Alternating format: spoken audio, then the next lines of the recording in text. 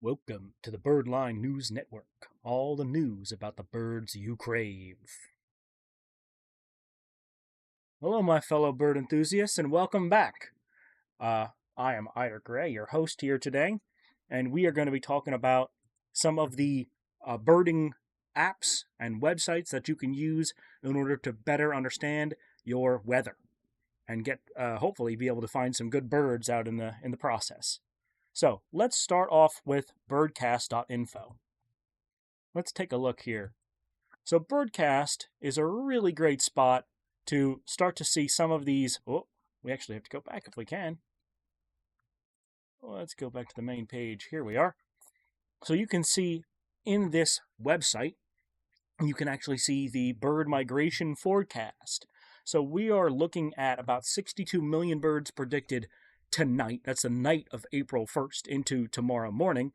And then the chances and numbers of our species going down over the next 2 days, mostly because as this is happening, you're seeing this gray blob moving east across the country. That is, of course, harsh weather. So we're looking at the intensity of our precipitation, and then the red, orange, and reddish magenta colors, that is, of course, the intensity of our migration itself. So here you're seeing the weather system moving from the west to the east, and that is going to keep a lot of our birds down.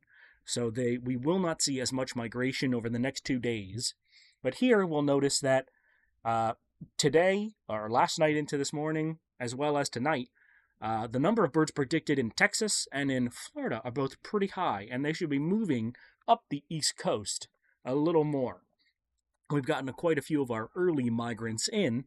Our Louisiana water thrushes should be here, and of course our yellow-throated warblers are in already. Very exciting. So let's say you wanted to get a little local, all right? Let's check this out. So here we have our birding local area. So this is, for me, local to New Jersey.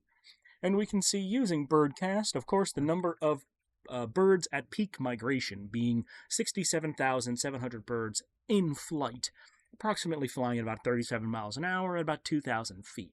Now, most of our birds are going to be flying at around 2,000 feet. And keep that number in mind as soon as we check out our next website and app. But right now, let's keep an eye out here. We have about 23,200 birds that crossed New Jersey last night. So we are still very early on, and you'll see that the numbers were tracked early on in the evening, but then really we didn't get that much information later.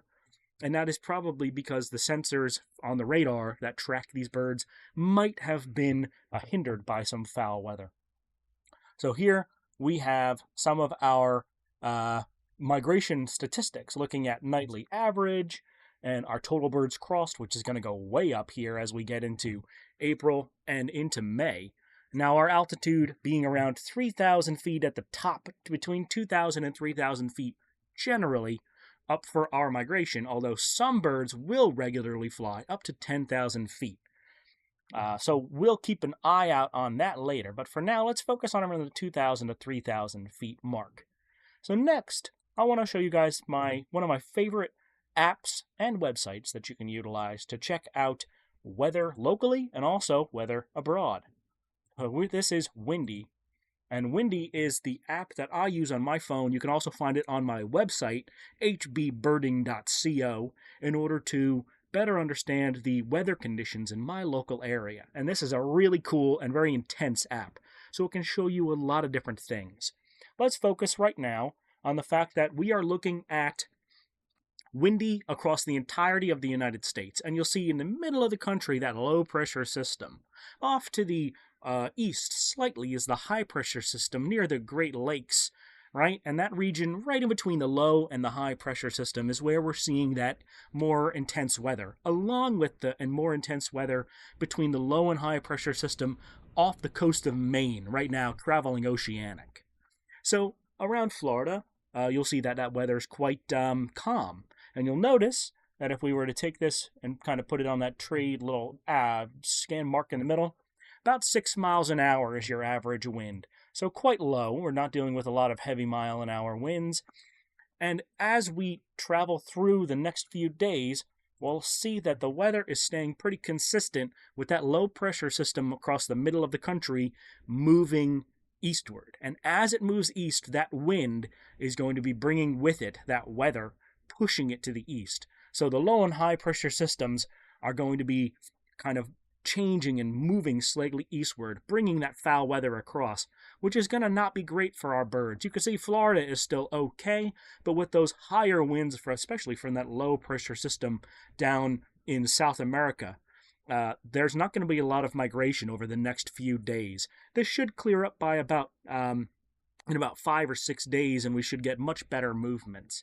But as of this moment, it doesn't look like we're going to be getting a huge amount of migration.